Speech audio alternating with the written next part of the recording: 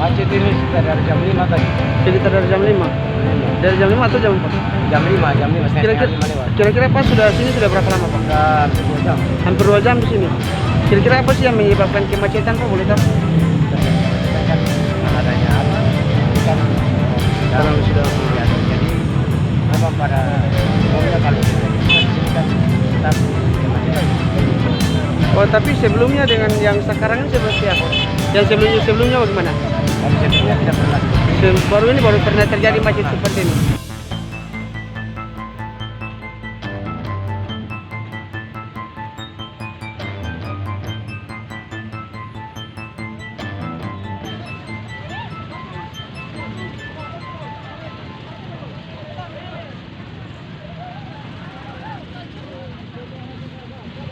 Terima kasih sudah nonton.